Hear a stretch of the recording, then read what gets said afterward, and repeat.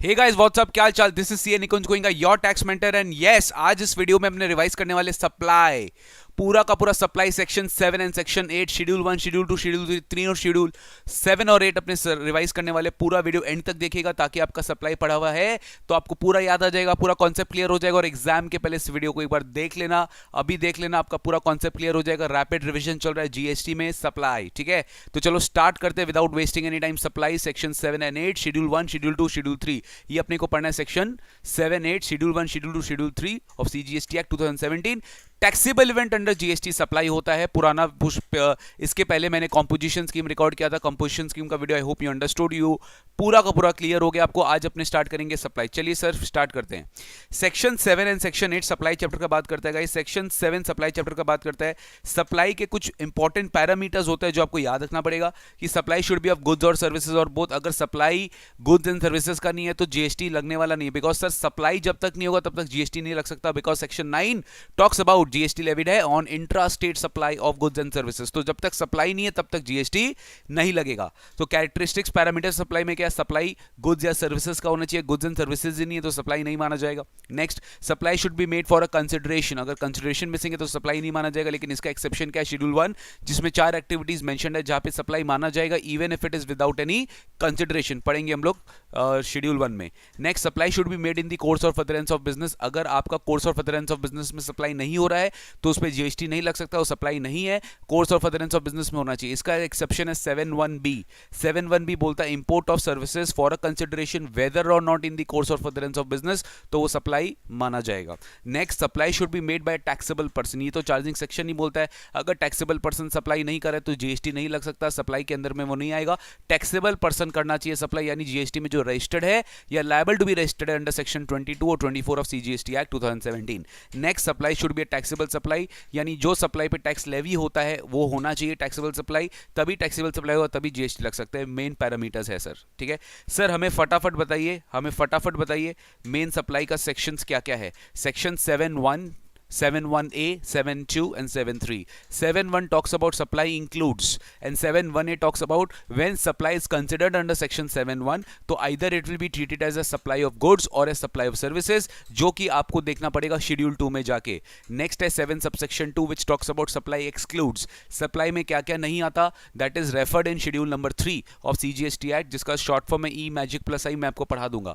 7(2) में एक clause A और एक क्लॉज बी है। तो क्लॉज बी में activities which is engaged which is undertaken by the government, central government, state government, union territory, in which they are engaged as public authorities and that is notified by the government on the recommendation of GST council. वो activity भी notified हो गई है, उसको भी GST के परव्यू में नहीं आएगा और सप्लाई नहीं है। एंड लास्टली 7 सबसेक्शन 3 होगा वेर इट टॉक्स अबाउट कि गवर्नमेंट के पास पावर है कि on the recommendation of GST council वो नोटिफाई कर सकती है कुछ ट्रांजैक्शंस जो सप्लाई ऑफ गुड्स नहीं माना जाएगा, सप्लाई ऑफ सर्विस माना जाएगा, या तो कोई सप्लाई ऑफ सर्विस नहीं माना जाएगा, सप्लाई ऑफ गुड्स माना जाएगा, वाइस वर्सा। तो अभी तक इसको नोटिफाई नहीं किया गया।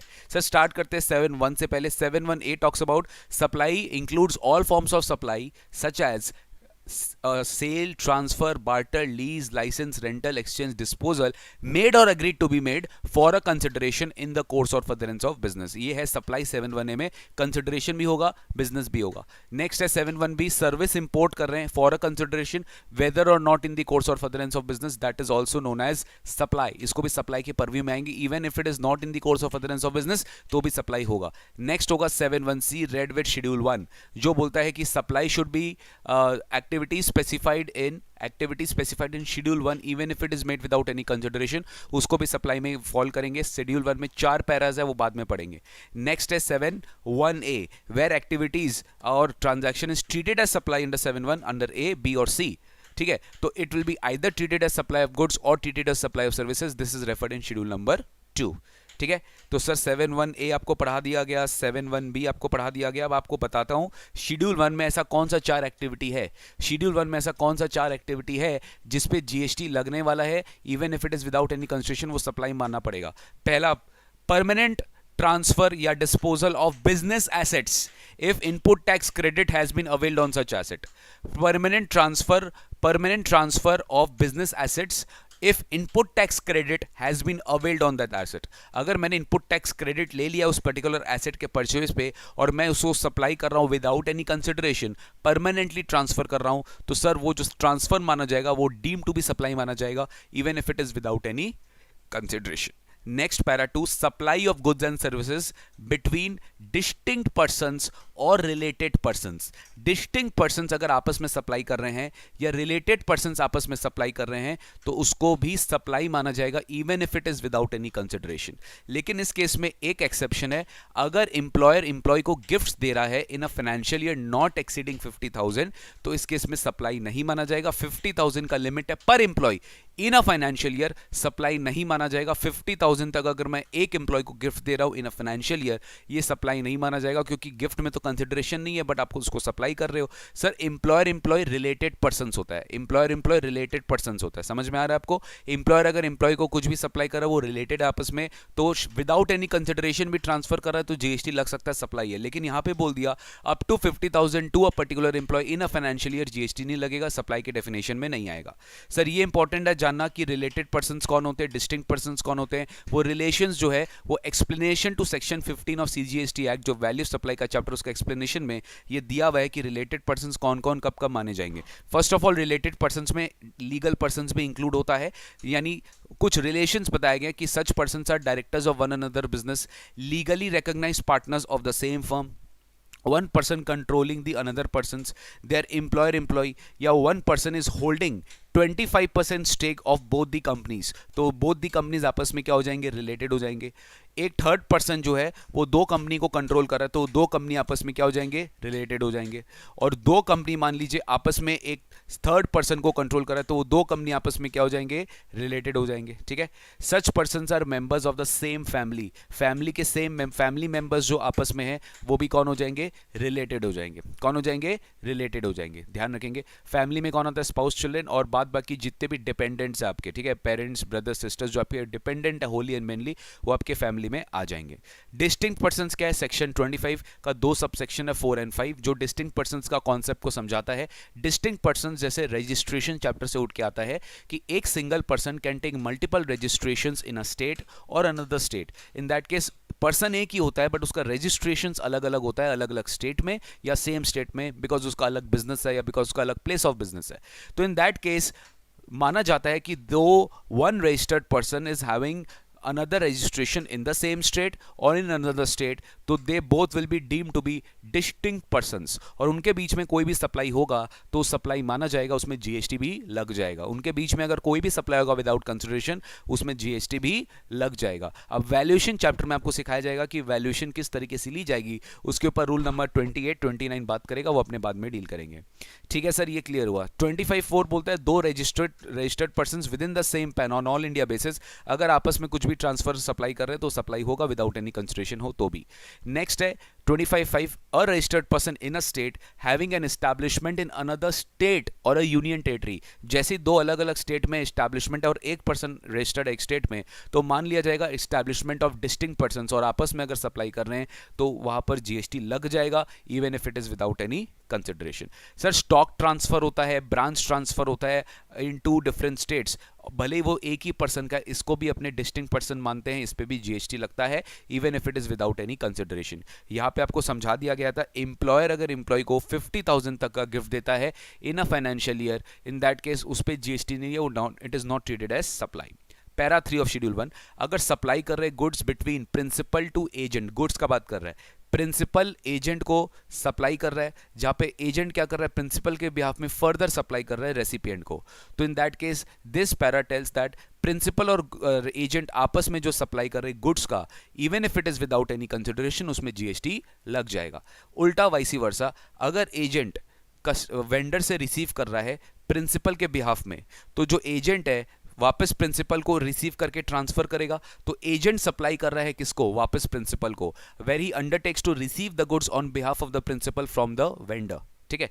तो इन दैट केस ये जो एजेंट प्रिंसिपल को सप्लाई करेगा, ये जो ट्रांसफर करेगा गुड्स का, ये जो दोनों के बीच में ट्रांजैक्शन, इसको भी अपने क्लासीफाई कर देंगे in this supply even if it is without any consideration. यहाँ पे बहुत इंपॉर्टेंट एक सर्कुलर है जो आप याद रखिएगा कि sir how will you determine ये एजेंट को, ये जो एजेंट है इसको कैसे हम डिटरमाइन करेंगे, ये कौन सा ट्रांजैक्शन है जो एग्जैक्टली इसमें आएगा। हमेशा याद रखिएगा प्रिंसिपल अगर एजेंट को सप्लाई कर रहा है तो प्रिंसिपल एक इनवॉइस इशू करेगा एजेंट के नाम पे। फर्दर जब इनवॉइस है जो एजेंट रेसिपिएंट को सप्लाई कर रहा है प्रिंसिपल के बिहाफ पे, तो एजेंट अगर अपने नाम पे इनवॉइस इशू कर रहा है, I repeat, agent should invoice issue in his own name further to the recipient on behalf of the principal. हमारा प्रिंसिपल इन डायरेक्टली बिल नहीं करेगा कस्टमर को, एजेंट बिल करेगा कस्टमर को। इन दैट केस ये वो ट्रांजैक्शन होगा कि जब प्रिंसिपल एजेंट को सप्लाई करेगा तो in that case principal will be definitely charging GST on that supply, because if it is made without any construction तो भी उसमें जीएसटी लग जाएगा। ठीक है ना। यही से अपना सेक्शन 24 का रजिस्ट्रेशन का भी इसमें हाईलाइट आता है कि जो एजेंट एक्चुअली फर्दर सप्लाई कर रहे हैं अपने ओन नेम पे इनवॉइस इशू कर रहे हैं, इन दैट केस उन्हीं को एजेंट को अंडर सेक्शन 24 जीएसटी का भी रजिस्ट्रेशन लेना पड़ता है। जो सप्लाई कर रहे हैं प्रिंसिपल के बिहाफ में, फर्दर सप्लाई कर रहे हैं और अदर टैक्सेबल पर्सन के बिहाफ में सप्लाई कर रहे हैं, आपको याद होगा सेक्शन 24 में हमने पढ़ा था, उनको भी जीएसटी का रजिस्ट्रेशन लेना पड़ता है। ठीक है ना सर। तो हमेशा याद रखिएगा अगर एजेंट अपने नाम पे इनवॉइस इशू कर रहा है फर्दर तो ही वो एजेंट को जीएसटी में रजिस्ट्रेशन लेना है, और तो ही प्रिंसिपल जो उस एजेंट को सप्लाई करेगा वही पैरा 1 में कवर्ड, वही पैरा 3 ऑफ शेड्यूल 1 में कवर्ड है। That is without any consideration भी सप्लाई माना जाएगा। ठीक है सर। फिर एक डेल क्रेडिट एजेंट का कॉन्सेप्ट आता है। डेल क्रेडिट एजेंट और नॉर्मल एजेंट में क्या फर्क होता है सर? जो डेल क्रेडिट एजेंट होता है ना, वो गारंटी करता है of timely payment to the supplier on behalf of the recipient. अगर रेसिपिएंट डिफॉल्ट कर जाता है पेमेंट में टू द सप्लायर, तो जो डेल क्रेडिट एजेंट है ही is responsible of two things, either he will reimburse the payment to the principal to the supplier directly, or he will give a transaction based loan. He will give a transaction based loan किसको? Recipient को। वो किसको loan देगा? वो recipient को loan देगा, और recipient को लोन देके ही विल मेक श्योर कि जो लोन वो रेसिपिएंट को दिया है फिर वो उसे इंटरेस्ट भी चार्ज करेगा। किससे? उस रेसिपिएंट से। तो ये पूरा डेल क्रेडिट का एजेंट ये बोलता है कि सिमिलरली जैसे नॉर्मली अपने एजेंट को भी तभी जीएसटी में लाते हैं और वही शेड्यूल 1 में जाता है जब वो एजेंट अपना नाम पे फर्दर इनवॉइस इशू करता है। सिमिलरली डेल क्रेडिट एजेंट भी अगर अपने नाम पे इनवॉइस इशू करेगा, इन दैट केस उसके ऊपर जीएसटी की लायबिलिटी, मतलब उसके ऊपर रजिस्ट्रेशन की भी लायबिलिटी आ जाएगी, और वो पैरा 1 में भी, पैरा 3 ऑफ शेड्यूल 1 में भी कवर्ड होगा। इसमें बस ये इंपॉर्टेंट चीज याद रखिएगा कि सर अगर मान लीजिए अगर डेल क्रेडिट एजेंट ने बायर को लोन दिया, अगर डेल क्रेडिट एजेंट ने बायर को लोन दिया और उससे इंटरेस्ट चार्ज किया, तो क्या ये इंटरेस्ट जो डेल क्रेडिट एजेंट चार्ज कर रहा है, क्या ये वैल्यू ऑफ सप्लाई में इंक्लूड होगा? क्या ये इंटरेस्ट जो डेल क्रेडिट एजेंट चार्ज कर रहा है, क्या ये वैल्यू ऑफ सप्लाई में इंक्लूड होगा जो प्रिंसिपल, जो सप्लायर एक्चुअली सप्लाई कर रहा है? तो ये डिपेंड करता है कि डेल क्रेडिट एजेंट क्या वो नॉर्मल एजेंट है क्या। If he is an agent under para 3 of schedule 1 then the case will be different, but if he is not an agent, मतलब मान लीजिए वो del credit agent is not, if that del credit agent is basically independent है। Independent मतलब वो agent नहीं है under para 3, मतलब वो अपने नाम पे इनवॉइस इशू नहीं कर रहा है, तो इन दैट केस जो डेल क्रेडिट एजेंट कर रहा है, he would not, that interest will not form part of the value of the goods which is supplied by the supplier. तो एवरीथिंग डिपेंड्स कि अगर del credit agent is not an agent under para 3 of schedule 1, यानी वो अपने नाम पे further invoice issue नहीं कर रहा है, देन दो शॉर्ट टर्म लोन जो डीसी है, जो डेल क्रेडिट एजेंट बायर को दे रहा है, वो इंडिपेंडेंट है, वो प्रिंसिपल टू प्रिंसिपल बेसिस है, वो एज एजेंट नहीं है। तो वो जो इंटरेस्ट चार्ज करेगा डेल क्रेडिट एजेंट अपने बायर से, अपने रेसिपिएंट से, that will not be covered in the value of supply, that will not be covered in the value of the supply जो कि सप्लायर ने सप्लाई किया। लेकिन अगर इसी केस में डेल क्रेडिट एजेंट अगर एजेंट होता, मेरा बात समझिए, डेल क्रेडिट एजेंट अगर एजेंट होता, देन वो इंडिपेंडेंटली एक्ट नहीं कर रहा है, वो इंडिपेंडेंटली एक्ट नहीं कर रहा है, तो जो इंटरेस्ट डेल क्रेडिट एजेंट ने चार्ज किया है, जो interest del credit agent charge करेगा किसको? अपने रेसिपिएंट को, अपने इनवॉइस पे, क्योंकि वो अपना नाम पे इनवॉइस इशू करेगा, तो उसको अपने वैल्यू ऑफ सप्लाई में उसे इंक्लूड करना पड़ेगा। और यहाँ पे वैल्यू ऑफ सप्लाई का 15(2)(d) का भी प्रोविजन सेट कर जाता है कि जो इंटरेस्ट अपने रेसिपिएंट से रिकवर कर रहे हैं, penalty, late fee for delayed payment of consideration recover कर रहे हैं, वो भी वैल्यू ऑफ सप्लाई का पार्ट होगा एज पर सेक्शन 15(2)(d). तो अगर अगर डीसी एजेंट है तो वो इंटरेस्ट चार्ज करेगा और रेसिपिएंट से जीएसटी कलेक्ट करेगा, लेकिन अगर डीसी एजेंट नहीं है तो सर वो पूरे वैल्यू का पार्ट नहीं बनेगा। नेक्स्ट आता है para 4 of schedule 1, importation of services by a person from his related persons outside India और distinct establishments outside India. In that ये जो इंपोर्ट किया जा रहा है सर्विसेज का, अगर ये विदाउट एनी कंसिडरेशन है but in the course or furtherance of business, please remember 7(1) भी टॉक्स अबाउट कि कंसिडरेशन होना चाहिए, बिजनेस हो या नहीं हो तो भी मैटर नहीं करता, बट किसी से भी इंपोर्ट आप करें। लेकिन पैरा 4 ऑफ शेड्यूल 1 बोलता है आप खाली रिलेटेड पर्सन से इंपोर्ट कर रहे हैं या अपने डिस्टिंक्ट एस्टैब्लिशमेंट्स इंडिया के बाहर से इंपोर्ट कर रहे हैं और कंसिडरेशन नहीं है बट बिजनेस होना चाहिए, तब जाके ये जो कंसिडरेशन है तब जाके इसको डीम सप्लाई मान लिया जाएगा, even if it is without any consideration. एक सर्कुलर है सेल्स प्रमोशन स्कीम्स के ऊपर कि आपको जो फ्री सैंपल्स गिफ्ट्स दिया जाता है तो क्या इसके ऊपर जीएसटी लगेगा। Everything comes to the point of schedule 1। If that transaction is covered under schedule 1, yes it is deemed to be supply, that is deemed to be supply. जो मैं फ्री सैंपल गिफ्ट दे रहा हूं अगर उस schedule 1 में para किसी भी para of schedule 1 में चला गया तो यस इस पर सप्लाई लग जाएगा और जीएसटी चार्ज करना पड़ेगा। तो इसका जो इनपुट्स आएगा ना, इस सप्लाई को करने में जो आप इनपुट्स यूज किए हो उसका भी क्रेडिट आपको मिल जाएगा। लेकिन मान लीजिए कोई कारण से अगर वो शेड्यूल 1 के एम्बिट में फॉल नहीं करता, यानी वो सामने जब आप सप्लाई कर रहे हो तो सप्लाई नहीं माना जाएगा, वो सप्लाई नहीं माना जाएगा बिकॉज इसमें कंसिडरेशन नहीं है। और 7(1) ने क्लियरली बोलता है कंसिडरेशन होना चाहिए, लेकिन शेड्यूल 1 अगर ओवर रूल कर दिया तब बात अलग है, सप्लाई माना जाएगा। लेकिन शेड्यूल 1 भी अगर कुछ नहीं बोला और 7(1) भी बोल दिया कि नहीं तुम कंसिडरेशन नहीं हो तभी जाके तुम्हारे ऊपर सप्लाई नहीं है, तो सर ब्लॉक क्रेडिट्स में 17(5) आप पढ़ेंगे कि इनपुट जो यूज किया जाता है for free samples for gifts उसका क्रेडिट ब्लॉक्ड है, उसका क्रेडिट हमें नहीं मिलता, तो इसका क्रेडिट भी हमें नहीं मिलेगा। फिर एक ऑफर होता है, एक नॉर्मल कॉन्सेप्ट होता है बाई 1 गेट 1 ऑफर, कि जैसे आप अगर कोई शॉप में जाके एक कमोडिटी खरीदते हो तो आपको और एक फ्री मिलता है। तो सोचो from the point of view of supplier, वो आपको एक कमोडिटी दे रहा है और उसके साथ एक गुड्स दे रहा है और उसके साथ एक गुड्स फ्री दे रहा है और वो आपसे एक प्राइस चार्ज कर रहा है। तो क्या ऐसा माना जाएगा कि जो सप्लाई मैंने फ्री में किया है, जो आपको फ्री में दिया है, उस पर मेरे को कोई इनपुट नहीं मिलेगा क्योंकि मैंने वो फ्री में किया? ऐसा नहीं है। इस पे सीबीएसई का सर्कुलर उन्होंने बोलते हैं कि सिंगल प्राइस आपने चार्ज किया है फॉर सप्लाइंग 2 थिंग्स, आप एक ही प्राइस में 2 चीज सप्लाई कर रहे हो। फ्री खाली मार्केटिंग गिमिक है, बट वो आपको दो चीज सप्लाई कर रहे हैं एक ही सिंगल प्राइस में, ठीक है ना। तो यहां पे सिंगल प्राइस चार्ज किया जा रहा है for both the supplies and hence दोनों सप्लाई आप कर रहे हो उसके ऊपर जो इनपुट्स लगा उसका क्रेडिट हमें मिल जाएगा, उसका क्रेडिट हमें मिल जाएगा। तो यहाँ पे कॉम्पोजिट सप्लाई और मिक्स सप्लाई का प्रोविजन अट्रैक्ट होगा डिपेंडिंग अपॉन प्रिंसिपल सप्लाई है कि मिक्स सप्लाई है कि कॉम्पोजिट सप्लाई है, उस पर डिपेंड करता है आपका नेचर, बट यस इनपुट आपको मिल जाएगा। नेक्स्ट आता है शेड्यूल 2 कम्स फ्रॉम 7(1) है। याद रखना है कि ट्रांजैक्शन अगर 7(1) में फॉल कर गया, तब जाके आपको 7(1) में अप्लाई करना है और फिर चेक करना है कि बॉस ये सप्लाई ऑफ गुड्स है कि सप्लाई ऑफ सर्विसेज है। एक बार इसको खुद से देख लेना, कोई भी transfer of title in goods supply of goods है, transfer of right in goods supply of services है। हायर परचेज में हम जो ट्रांसफर करते हैं, टाइटल बाद में ट्रांसफर करते हैं, पोजीशन आज ट्रांसफर करते हैं, ये भी सप्लाई ऑफ गुड्स है। लैंड और बिल्डिंग से रिलेटेड कोई भी rental, lease, license, lease, letting out, everything is supply of services. कोई ट्रीटमेंट और प्रोसेस कैरी आउट किया जा रहा है by another person on another person goods, तो इसको जॉब वर्क बोलते हैं, इसको भी सप्लाई ऑफ सर्विस बोला जाता है, सप्लाई ऑफ गुड्स नहीं बोला जाता है।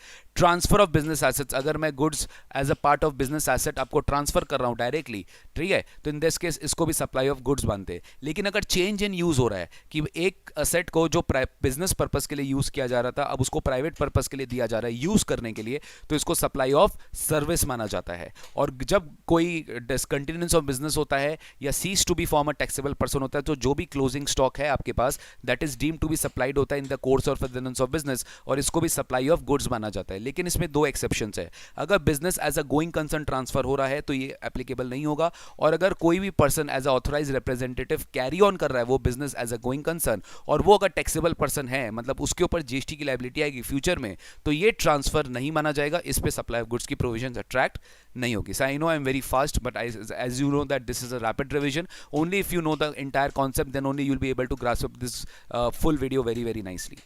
Next comes about renting of immovable property. अगर मेरे पास कोई इमोल प्रॉपर्टी हम आपको रेंट पे दे रहे हैं तो इसको सप्लाई ऑफ सर्विस माना जाएगा, इसको सप्लाई ऑफ सर्विस माना जाएगा। कोई कंस्ट्रक्शन सर्विस आपको दिया जा रहा है जहाँ पे पार्ट ऑफ द कंसिडरेशन आपको कंप्लीशन के पहले आपसे रिसीव किया जा रहा है इंस्टॉलमेंट में, तो इसको हम नॉर्मल कंस्ट्रक्शन सर्विस मानते हैं, सप्लाई ऑफ सर्विस। आपको टेम्पररी ट्रांसफर किया जा रहा है या आपको अलाउ किया जा रहा है use of IPR, brands, copyrights, patents, इसको सप्लाई ऑफ सर्विस माना जाएगा। मैं अगर कोई भी डेवलपमेंट, रीडिज़ाइन, कोई भी customisation, adaptation of IT software कर रहा हूं तो ये सारे एक्टिविटीज़ को सप्लाई ऑफ सर्विस माना जाएगा। Non compete fee, agreeing to an obligation और to refrain from an act or to do an any act or to do any situation, ये सारे जो नॉन कॉम्पीट फीस के अंदर आ जाते हैं इसको अपने क्या बोलते हैं, सप्लाई ऑफ सर्विस मानते हैं। दो तरह का कॉम्पोजिट सप्लाईज है। कॉम्पोजिट सप्लाई सेक्शन 8 में हमने डिटेल में डिस्कस करेंगे, जिसको सप्लाई ऑफ गुड्स माना जाता है, जिसको सप्लाई ऑफ सर्विसेज माना जाता है। एक है restaurant services, where you supply food or any other non alcoholic beverages for any human consumption of any drink. अगर आप उसके साथ कोई भी सर्विस दे रहे हो तो उसको आप सप्लाई ऑफ सर्विस टोटली मान लोगे, कॉम्पोजिट सप्लाई, जिसमें मेन सप्लाई क्या है, सर्विस। नेक्स्ट है works contract service. Works contract service में क्या होता है, you give repair, maintenance, upgradation, जो भी कंस्ट्रक्शन, डेवलपमेंट, सारा services in relation to an immovable property, where you also transfer your title in goods. आप गुड्स जो इन्वॉल्व हो रहे हैं इन एग्जीक्यूशन दी कॉन्ट्रैक्ट, वो गुड्स भी आप देते हो। मतलब एक इमूवेबल प्रॉपर्टी के रिस्पेक्ट में आप सर्विस भी दे रहे हो, गुड्स भी दे रहे हो, तो उसको अपने वर्क्स कॉन्ट्रैक्ट बोलते हैं। वहाँ पे गुड्स की सप्लाईज भी हो रही है, सर्विस भी सप्लाईज हो रही है, कॉम्पोजिट सप्लाई हो रही है, तो ये कॉम्पोजिट सप्लाई को शेड्यूल 2 बोलते हैं, सप्लाई ऑफ सर्विस। ठीक है, ये याद रखिएगा। ठीक है सर, इसमें कंस्ट्रक्शन का डेफिनेशन इंपॉर्टेंट होता है। कंस्ट्रक्शन मतलब कोई भी चीज़ अगर अपने कैपिटलाइज कर रहे हैं, कोई भी चीज़ अगर अपने कैपिटलाइज कर रहे हैं, ठीक है, ऑल्ट्रेशन जो भी अपने कैपिटलाइज कर रहे हैं उसको अपने कंस्ट्रक्शन बोलते हैं, और उसी केस में आपका ये हो जाएगा। ये अपने आगे पढ़ेंगे। ठीक है सर, ओके चलिए नेक्स्ट है negative list, schedule 3 very important. E magic, E stands for employee ने सर्विस दी है एम्प्लॉयर को in the course of employment. ठीक है, कोई भी एम्प्लॉयर को सर्विस दे रहा है इन कोर्स ऑफ एम्प्लॉयमेंट, तो ये सर्विस पे जीएसटी नहीं है, नॉन जीएसटी सप्लाई नहीं माना जाएगा। M stands for member of parliaments, member of panchayat, local legislative bodies, local authority, जो भी सर्विस दे रहा है entrusted to them as per constitution of India, या फिर वो नॉर्मल जो अपने सर्विस दे रहे हैं उस पर जीएसटी नहीं है, उस सप्लाई नहीं है। A stands for actionable claims other than lottery betting and gambling. Lottery betting gambling है तो जीएसटी लगेगा, उसमें जीएसटी कवर्ड है, लेकिन अदर देन दैट अगर कोई एक्शनेबल क्लेम है तो नॉन जीएसटी सप्लाई से बाहर है, schedule 3। G state stands for grey funeral service, funeral services, funeral services दिया जा रहा है including transportation of the deceased, इस पर भी जीएसटी नहीं लगेगा, याद रखिएगा। ठीक है ना। Then comes I immovable property, sale of land, complete sale of land GST के अंदर नहीं है, टेक्निकली सर्विस के अंदर है, क्योंकि service means anything other than goods और गुड्स मींस मूवेबल प्रॉपर्टी, मतलब इमूवेबल प्रॉपर्टी टेक्निकली सर्विस है, बट शेड्यूल 3 के गैमेट से ये बाहर हो गया, क्योंकि शेड्यूल 3 बोलता है अगर कोई भी चीज, शेड्यूल 3 बोलता है अगर कोई भी चीज आपका लैंड सेल हो रहा है तो टेक्निकली उसमें जीएसटी नहीं है और सप्लाई के डेफिनेशन से बाहर है।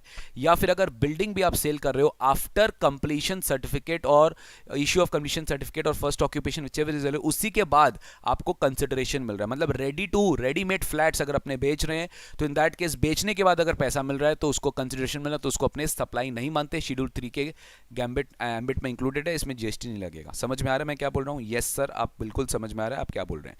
Last stands for C court fee, जो भी district tribunal, district court, high court, supreme court, tribunals, ये जो भी फीस चार्ज करते हैं for representation services for hearing the petitions, इस पे जीएसटी नहीं है, सप्लाई के डेफिनेशन से बाहर है। लास्ट में इंपोर्ट्स के 3 तरह के ट्रांजैक्शन से याद रखेंगे। अगर सप्लाई हो रहा है नॉन टैक्सेबल टेरिटरी से to another non taxable territory without such goods entering into India, जैसे मान लीजिए मैंने इंडिया में गुड्स, मैं इंडिया में हूं और कोई सप्लायर इंडिया के बाहर है, मैंने गुड्स परचेज किया बट वो गुड्स इंडिया नहीं आया, वो गुड्स इंडिया से इंडिया के बाहर ही गया, हो सकता है मैंने इंपोर्ट करके री एक्सपोर्ट कर दिया बट गुड्स इंडिया नहीं आया, तो सर जो सप्लाई इंडिया के बाहर से हो रहा है इंडिया में ही चला गया, इंडिया के बाहर ही चला गया without that goods entering into India, इसको भी सप्लाई के डेफिनेशन से बाहर किया गया है। सिमिलरली जब गुड्स इंपोर्ट हो जाता है आपके इंडिया में और मान लीजिए आपका वेयरहाउस में डिपॉजिट हो गया, वेयरहाउस में गुड्स चला गया, वो वेयरहाउस गुड्स माना जा रहा है, आपने अभी क्लियर नहीं करा है होम कंजम्पशन के लिए, लेकिन उसके पहले आपने उसका टाइटल ट्रांसफर कर दिया किसी थर्ड पर्सन को, तो ये टाइटल ट्रांसफर करना of that warehouse goods before that goods cleared for home consumption, इसको भी अपने सप्लाई के एम्बिट से बाहर कर देते हैं। और लास्टली अगर हाई सी सेल्स हो रहा है, कंसाइनर जो इंडिया के बाहर है वो कंसाइनी को सप्लाई कर रहा है after the goods dispatch from the Indian port, after the goods dispatch from the foreign port, but before that goods was cleared for home consumption. High seas में अगर ओशन में जब गुड्स रास्ता में था उसी समय अगर उसका टाइटल ट्रांसफर हो गया by transfer of delivery of documents, by transfer of ownership of documents, तो अगर उसी समय अगर वो रास्ते में ट्रांसफर हो गया तो ये ट्रांसफर को भी जीएसटी के एम्बिट से बाहर किया गया, it is covered in schedule 3, इसमें जीएसटी नहीं लगेगा। तो ये था शेड्यूल 3। फिर था सर 7(2)(b), याद होगा गवर्नमेंट की कुछ एक्टिविटीज है जहां पे government as a public authority engaged है on the recommendation of GST council, government notify कर सकता है कुछ एक्टिविटीज जहां पे जीएसटी नहीं है, सप्लाई नहीं है। तो 2 इंपॉर्टेंट है, दो इंपॉर्टेंट एक्टिविटीज को गवर्नमेंट ने नोटिफाई किया। जो सर्विस एज एन एक्टिविटी दिया जा रहा है by the government in relation to any function which is interested to a panchayat under article 243G या म्यूनिसिपैलिटी अंडर 243W, ठीक है, या म्यूनिसिपैलिटी अंडर 243W या पंचायत अंडर 243G। तो इस केस में जो भी इंटरेस्टेड एक्टिविटीज गवर्नमेंट को है जो as a public authority add कर रही है, ये जो सर्विस वो देगी, जो एक्टिविटी एक पंचायत कर सकता है, म्यूनिसिपैलिटी कर सकता है, द कॉन्स्टिट्यूशन, वो अगर गवर्नमेंट कर रही है तो सर इसमें जीएसटी नहीं होगा, सप्लाई की डेफिनेशन से बाहर है। सिमिलरली स्टेट गवर्नमेंट जो alcoholic liquor for human consumption वाला लाइसेंस ग्रांट करता है against receiving consideration of licence fee, तो इसको भी सप्लाई के डेफिनेशन से बाहर किया गया है। ये भी एज अ पब्लिक अथॉरिटी दिया जा रहा है। जो लाइसेंस फी, एप्लीकेशन फी लाइसेंस के ऊपर लगता है, अल्कोहलिक लिकर के ग्रांट के लिए लगता है, उस पर जीएसटी नहीं लगेगा सर, ये आपको ध्यान रखना पड़ेगा। फिर कुछ गाइस जीएसटी के सीबीएसई के सर्कुलर्स है, वो आप खुद देख लीजिए ना। नेक्स्ट है section number 8। Section number 8 talks about composite and mix supply. Section 8 talks about composite and mix supply. Composite supply बात करता है क्या चीज का? कंपोजिट सप्लाई बात करता है कि सर 2 और मोर सप्लाईज हो रहा है जहां पे 1 supply is related to each other and naturally bundled in the ordinary course of business in which 1 supply is a principal supply and all other supplies are ancillary to the main supply, ठीक है। तो it will be treated of supply of that supply which is a principal supply. यानी sir अगर mobile phone के साथ charger accessories दिया जा रहा है तो मेन सप्लाई मोबाइल फोन है, एक्सेसरीज चार्जर अलग है, ठीक है ना। तो sir it depends upon the nature of the supply, आपको समझना पड़ेगा कि कौन सा कॉम्पोजिट है, कौन सा मिक्स्ड है।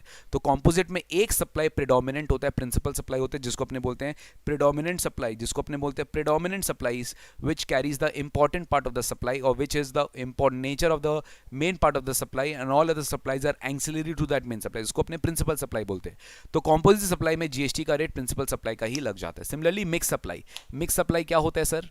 मिक्स सप्लाई क्या होता है? मिक्स सप्लाईज में 2 or more supplies are not involved in conjunction with each other and this is made for a single price and there is no naturally bundled in the ordinary course of business and it will be treated as supply of that supply which attracts the highest rate of tax। अगर मैं आपको ऐसा supply कर रहा हूं जो कि एक रेडीमेड है, रेडीमेडली उसको इन conjunction with each other supply किया जा रहा है, नेचुरली बंडल्ड नहीं है, जैसे टूथब्रश के साथ टूथपेस्ट, वॉशिंग मशीन के साथ वॉशिंग पाउडर, अदर एक्सेसरीज, तो ये सब डेफिनेटली आर्टिफिशियली बंडल्ड है, तो that will be treated as supply of that supply which attracts the highest rate of tax. इसके ऊपर भी बहुत सारे सर्कुलर्स है, कुछ बेसिक बहुत ज़्यादा बेसिक जैसे मान लीजिए आप टायर्स रीट्रेडिंग कर रहे हैं तो सर इट डिपेंड्स कि किस तरह का retreading activities a supply of services में प्रोसेस मेन है रीट्रेडिंग, ठीक है। नेक्स्ट है कार सर्विसिंग। अगर हम कार सर्विसिंग कर रहे हैं तो इस तरह का एग्जांपल्स गाइस बहुत है and that is more than sufficient for supply chapter. Main bus आपको याद रखना शेड्यूल 1 शेड्यूल 3 ये एग्जाम में बहुत ज़्यादा रेलेवेंट है, ये याद रखिएगा कि इसमें जीएसटी है कि नहीं है। और 7(1)(b) और पैरा 4 ऑफ शेड्यूल 1 के बीच में जो डिफरेंस है वो याद रखिएगा। 7(1)(b) में सर्विस इंपोर्ट कर रहे हैं, कंसिडरेशन हो रहा है किसी से भी, चाहे वो बिजनेस के कोर्स में हो या नहीं हो, सप्लाई है।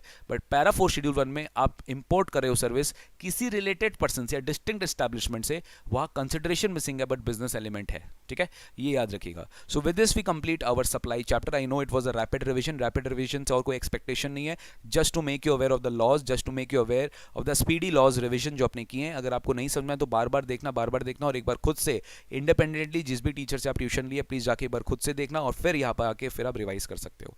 Thank you so much guys, will continue this series very soon and इसी तरह से और कुछ चैप्टर्स मैं आपके लिए डालता रहूंगा और चैनल्स को सब्सक्राइब करना ना भूलिए। यस, सीएमए फाइनल का बहुत इंक्वायरीज आ रहा है, मैं आपको फिर से रिपीट कर रहा हूँ। CMA final and indirect tax का admissions we have already started. December 21 and June 22 term के लिए ये कोर्स एप्लीकेबल है। रिकॉर्डिंग्स मैं फ्रेश कर रहा हूँ, यहाँ पे लाइव क्लासेस तो पॉसिबल नहीं है बट फ्रेश रिकॉर्डिंग्स आपको मिलेगा, फ्रेश बुक्स मिलेगा और एक्सक्लूसिव ये क्लासेस होगी सीएमए फाइनल स्टूडेंट्स के लिए, ठीक है। Thank you so much. नीचे दिए कॉन्टैक्ट नंबर पे कॉन्टैक्ट करिए 9007922093 and you can also call us, WhatsApp us, our team will respond to you at the earliest. Thank you so much guys, bye bye, take care, God bless you and enjoy this classes, all the best for your examinations.